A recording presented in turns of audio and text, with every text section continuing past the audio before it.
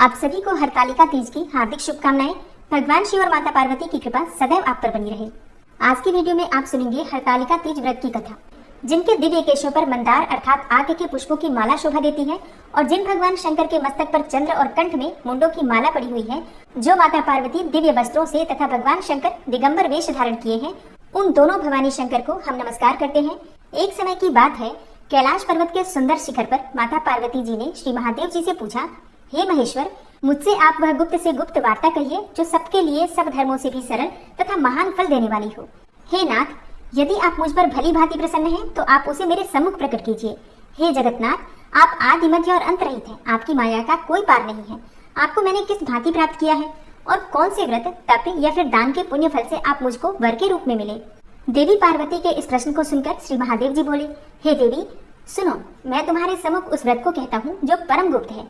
जैसे तारा गणों में चंद्रमा और ग्रहों में सूर्य, वर्णों में ब्राह्मण, देवताओं में गंगा, पुराणों में महाभारत, वेदों में साम और इंद्रियों में मन श्रेष्ठ है, वैसे ही पुराण और वेद सब में इसका वर्णन आया है, जिसके प्रभाव से तुमको मेरा आधा आसन प्राप्त हुआ है। हे प्रिय, उसी का मैं तुमसे वर्णन करता हूँ, तुम ध्यान पूर्वक सुनो। भाद्रपद मास में अर्थात भादो मास के शुक्ल पक्ष की हस्त नक्षत्र संयुक्त तृतीया अर्थात तीज के दिन इस व्रत का अनुष्ठान मात्र करने से सब पापों का नाश हो जाता है। तुमने पहले हिमालय पर्वत पर इसी महान व्रत को किया था, जो मैं तुम्हें सुनाता हूँ। पार्वती जी बोली, हे प्रभु, इस व्रत को मैंने किस लिए किया था, यह मुझे सुनने की इच्छा है, सो कृपा करके कहिए। शंकर जी बोले, आर्यावर्त में हिमालय नामक एक महान पर्वत है, जहाँ अनेकों प्रकार की भूमि अनेकों प्रकार के वृक्षों से सुशोभित है, जो सदैव बर्फ से ढके हुए तथा गंगा की कलकल ध्वनि से शब्दायमान रहता है। हे देवी पार्वती जी, तुमने बाल्यकाल में उसी स्थान पर परम तप किया था और 12 वर्ष तक के महीने में जल में रहकर तथा वैशाख मास में अग्नि में प्रवेश करके तप किया। श्रावण के महीने में बाहर खुले में निवास करके अन्न त्याग करके तप करती रही। तुम्हारे उस कष्ट को देखकर तुम्हारे पिता को बड़ी चिंता हुई। वे चिंतातुर होकर सोचने लगे कि मैं इस कन्या की शादी किससे करूं। इस अवसर पर देव योग से ब्रह्मा जी के पुत्र नारद जी वहां आए। देवर्षि नारद ने तुम शैलपुत्री को देखा। तुम्हारे पिता हिमालय ने देवर्षि को अर्घ्य पाद्य आसन देकर सम्मान सहित बिठाया और कहा, हे मुनीश्वर, आपने यहाँ तक आने का कष्ट क्यों किया, कहिए क्या आज्ञा है। नारद जी बोले, हे गिरिराज, मैं विष्णु भगवान का भेजा हुआ यहाँ आया हूँ। तुम मेरी बात सुनो। आप अपनी कन्या को उत्तम वर का दान करें। ब्रह्मा, इंद्र, शिव आदि देवताओं में विष्णु भगवान के समान कोई भी उत्तम नहीं है, इसलिए मेरे मत से आप अपनी कन्या का दान भगवान विष्णु को ही कीजिए। तब हिमालय बोले, यदि भगवान वासुदेव स्वयं ही कन्या को ग्रहण करना चाहते हैं और इस कार्य के लिए ही आपका आगमन हुआ है, तो वह मेरे लिए गौरव की बात है। मैं अवश्य ही उन्हें दूंगा। हिमालय का यह आश्वासन सुनते ही देवर्षि नारद जी आकाश में अंतर्ध्यान हो गए और शंख, चक्र, गदा, पद्म एवं पीतांबरधारी भगवान विष्णु के पास पहुंचे। नारद जी ने हाथ जोड़कर भगवान विष्णु से कहा, प्रभु, आपका विवाह कार्य निश्चित हो गया है। इधर हिमालय ने पार्वती जी से प्रसन्नता पूर्वक कहा, हे पुत्री, मैंने तुमको गरुड़ ध्वज भगवान विष्णु को अर्पण कर दिया है। पिता के इन वाक्यों को सुनते ही पार्वती जी अपनी सहेली के घर गई और पृथ्वी पर गिरकर अत्यंत दुखित होकर विलाप करने लगी। उनको विलाप करते हुए देखकर सखी बोली, हे देवी, तुम किस कारण से दुख पाती हो, मुझे बताओ, मैं अवश्य ही तुम्हारी इच्छा पूर्ण करूंगी। पार्वती जी बोली, हे सखी, सुन, मेरे मन की जो अभिलाषा है सुनाती हूँ। मैं श्री महादेव जी को वर्ण करना चाहती हूँ। मेरे इस कार्य को पिताजी ने बिगाड़ना चाहा है, इसलिए मैं निस्संदेह इस शरीर का त्याग कर दूंगी। पार्वती के इन वचनों को सुनकर सखी ने कहा, हे देवी, जिस वन को तुम्हारे पिताजी ने ना देखा हो, तुम ऐसे वन को चली जाओ। तब हे देवी पार्वती, तुम अपने सखी का यह वचन सुनकर ऐसे ही वन को चली गई। तब पिता हिमालय ने तुमको घर पर न पाकर सोचा कि मेरी पुत्री को कोई देव, दानव अथवा किन्नर हरण कर ले गया है। मैंने नारद जी को वचन दिया था कि मैं अपनी पुत्री को गरुड़ ध्वज भगवान के साथ वरण करूंगा। हाय, अब ये कैसे पूरा होगा। यह सोचकर वे बहुत चिंतातुर होकर मूर्छित हो गए।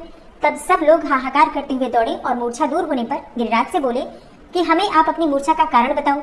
हिमालय बोले, मेरे दुख का कारण ये है कि मेरी रत्न रूपी कन्या को कोई हरण कर ले गया, या सर्प डस गया, या किसी सिंह या व्याघ्र ने मार डाला है। वह न जाने कहाँ चली गई या उसे किसी राक्षस ने मार डाला है। इस प्रकार कहकर गिरिराज दुखित होकर ऐसे कांपने लगे जैसे तीव्र वायु के चलने पर कोई वृक्ष कांपता है। तत्पश्चात हे पार्वती, तुम्हें गिरिराज साथियों सहित घने जंगल में ढूंढने निकले। सिंह, व्याघ्र, रीछ आदि हिंसक जंतुओं के कारण वन महाभयानक प्रतीत होता था। तुम भी सखी के साथ भयानक जंगल में घूमती हुई वन में एक नदी के तट पर एक गुफा में पहुंची। उस गुफा में तुम अपनी सखी के साथ प्रवेश कर गई, जहाँ तुम अन्न और जल का त्याग करके बालू का लिंग बनाकर मेरी आराधना करती रही। उस समय पर भाद्रपद मास की हस्त नक्षत्र युक्त तृतीया के दिन तुमने मेरा विधि विधान से पूजन किया तथा रात्रि को गीत गायन करते हुए जागरण किया। तुम्हारे उस महाव्रत के प्रभाव से मेरा आसन डोलने लगा। मैं उसी स्थान पर आ गया जहाँ तुम और तुम्हारी सखी दोनों थी। मैंने आकर तुमसे कहा, हे वरानने, मैं तुमसे प्रसन्न हूँ, तुम मुझसे वरदान मांगो। तब तुमने कहा कि हे देव, यदि आप मुझसे प्रसन्न हैं तो आप महादेव जी ही मेरे पति हो। तब मैंने कहा, तथास्तु। ऐसा कहकर कैलाश पर्वत को मैं चला गया और तुमने प्रभात होते ही मेरी उस बालू की प्रतिमा को नदी में विसर्जित कर दिया। हे शुभे, तुमने वहाँ अपनी सखी सहित उस व्रत का पारायण किया। इतने में ही तुम्हारे पिता हिमवान भी तुम्हें ढूंढते ढूंढते उसी घने वन में आ पहुंचे। उस समय उन्होंने नदी के तट पर 2 कन्याओं को देखा तो ये तुम्हारे पास आ गए और तुम्हें हृदय से लगाकर रोने लगे।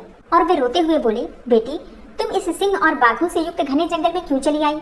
तुमने कहा, हे पिताजी, मैंने पहले ही अपना शरीर शंकर जी को समर्पित कर दिया था, किंतु आपने इसके विपरीत कार्य किया, इसलिए मैं वन में चली आई। तब हिमवान ने तुमसे कहा कि मैं तुम्हारी इच्छा के विरुद्ध यह कार्य कभी नहीं करूंगा। तब वे तुम्हें लेकर अपने घर को आए और तुम्हारा विवाह मेरे साथ कर दिया। हे प्रिय, उसी व्रत के प्रभाव से तुमको मेरा अर्धासन प्राप्त हुआ है और इस व्रतराज का मैंने अभी तक किसी के भी सम्मुख वर्णन नहीं किया है। हे देवी, अब मैं तुम्हें ये बताता हूँ कि इस व्रत का यह नाम क्यों पड़ा। तुमको सखी हरण कर ले गई थी, इसलिए इस व्रत का नाम हरतालिका पड़ा। पार्वती बोली, हे स्वामी, आपने इस व्रतराज का नाम तो बता दिया, किंतु मुझे इसकी विधि एवं फल भी बताइए कि इसके करने से किस फल की प्राप्ति होती है। तब भगवान शंकर जी बोले, इस स्त्री जाति के अत्युत्तम व्रत की विधि सुनिए। सौभाग्य की इच्छा रखने वाली स्त्रियां इस व्रत को विधि पूर्वक करें। केले के खंभों से मंडप बनाकर उसे बंधनवारों से सुशोभित करें। उसमें विविध रंगों के उत्तम रेशमी वस्त्र की चांदनी ऊपर तान दें। चंदन आदि सुगंधित द्रव्यों का लेपन करके स्त्रियां एकत्र हो जाएं और शंख, भेरी, मृदंग आदि बजावें। विधि पूर्वक मंगलाचार करके श्री गौरी शंकर की बालू निर्मित प्रतिमा स्थापित करें। फिर भगवान शिव और पार्वती जी का गंध, धूप, पुष्प आदि से विधि पूर्वक पूजन करें। अनेकों नैवेद्यों का भोग लगाएं और रात्रि को जागरण करें।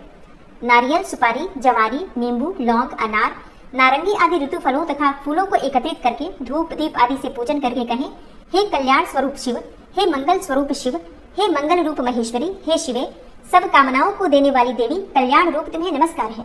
कल्याण स्वरूप माता पार्वती, हम तुम्हें नमस्कार करते हैं। भगवान शंकर जी को सदैव नमस्कार करते हैं। हे ब्रह्म रूपिणी जगत का पालन करने वाली माँ, आपको नमस्कार है। हे सिंहवाहिनी, मैं सांसारिक भय से व्याकुल हूँ, तुम मेरी रक्षा करो। हे महेश्वरी, मैंने इसी अभिलाषा से आपका पूजन किया है। हे माता पार्वती, आप मेरे ऊपर प्रसन्न होकर मुझे सुख और सौभाग्य प्रदान कीजिए। इस प्रकार के शब्दों द्वारा उमा सहित शंकर जी का पूजन करें। विधि पूर्वक कथा सुनकर गौ, वस्त्र, आभूषण आदि ब्राह्मणों को दान करें।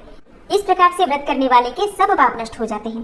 हे पार्वती, भाद्रपद मास की शुक्ल पक्ष की तृतीया को तुमने मेरी आराधना करके जो व्रत किया था, उसी के फलस्वरूप मेरा तुमसे विवाह हो सका।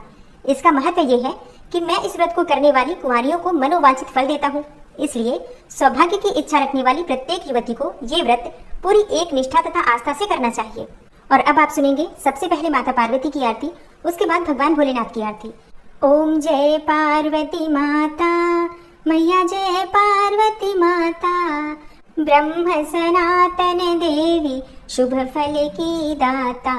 ओम जय पार्वती माता, जय पार्वती माता, मैया जय पार्वती माता। हरिकुल पद्मा निवासिनी, जय सेवक त्राता, मैया जय पार्वती माता। जग जीवन जगदम्बा, हरि हर गुण गाता। ओम जय पार्वती माता, मैया जय पार्वती माता। सिंह को वाहन साजे, कुंडल है साथा, मैया कुंडल है साथा। देव बंधु जस गावत, नृत्य करत ताथा। ओम जय पार्वती माता। सतयुग रूप शील अति सुंदर, नाम सती कहलाता, मैया नाम सती कहलाता। हिमांचल घर जनमी, सखियन रंग राता, मैया जय पार्वती माता। शुंभ निशुंभ विदारे, हिमांचल स्थाता, मैया हिमांचल स्थाता।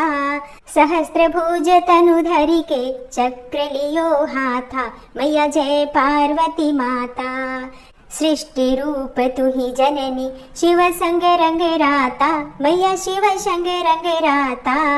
नंदी भृगी बिन लाही, सारा मद माता। ओम जय पार्वती माता। देवन अरज करते हैं, तव चित को लाता, मैया तव चित को लाता। गावत दे दे ताली, मन में रंग राता, मैया जय पार्वती माता। श्री प्रताप आरती मैया की, जो कोई है गाता, मैया जो कोई नित्य गाता, मैया प्रेम सहित गाता, सदा सुखी रहता वो सुख संपत्ति पाता। ओम जय पार्वती माता, जय पार्वती माता, मैया जय पार्वती माता, ब्रह्म सनातन देवी शुभ फल की दाता, मैया जय पार्वती माता। और अब आप सुनेंगे भगवान भोलेनाथ की आरती। ओम जय शिव ओमकारा, प्रभु हर शिव ओमकारा, ब्रह्मा विष्णु सदा शिव अर्धांगीधारा। ओम जय शिव ओमकारा, एकानन चतुरानन पंचानन राजे, हंसानन गरुड़ासन वृषवाहन साजे। ओम जय शिव ओमकारा, दो भुज चार चतुर्भुज, दस भुज अति सोहे, त्रिगुण रूप निरखता त्रिभुवन जन मोहे। ओम जय शिव ओमकारा, अक्षमाला बनमाला मुंडमाला धारी, त्रिपुरारी कंसारी करमाला धारी। ओम जय शिव ओमकारा, श्वेतांबर पीतांबर बाघंबर अंगे, सनकादिक गरुडादिक भूतादिक संगे। ओम जय शिव ओमकारा, कर के मध्य कमंडल चक्र त्रिशूलधारी, सुखकारी दुखहारी जगपालनकारी। ओम जय शिव ओमकारा, ब्रह्मा विष्णु सदा शिव जानत अविवेका, प्रणवाक्षर में शोभित ये तीनों एका। ओम जय शिव ओमकारा, लक्ष्मी व सावित्री पार्वती संगा, पार्वती अर्धांगी शिवलहरी गंगा। ओम जय शिव ओमकारा, पर्वत सोहे पार्वती और शंकर कैलाशा, मांग धतूर का भोजन भस्मी में वासा। ओम जय शिव ओमकारा, जटा में गंग बहत है गल मुंडन माला, शेष नाग लिपटावत ओढ़त मृग छाला। ओम जय शिव ओमकारा, काशी में विराजे विश्वनाथ नंदी ब्रह्मचारी, नित उठ दर्शन पावत महिमा अति भारी। ओम जय शिव ओमकारा, त्रिगुण स्वामी जी की आरती, त्रिगुण स्वामी जी की आरती जो कोई नर गावे, कहत शिवानंद स्वामी सुख संपत्ति पावे। ओम जय शिव ओमकारा, ओम जय शिव ओमकारा, प्रभु हर शिव ओमकारा, ब्रह्मा विष्णु सदा शिव अर्धांगी धारा। ओम जय शिव ओमकारा। प्रेम से बोलिए भगवान भोलेनाथ की जय, माता पार्वती की जय।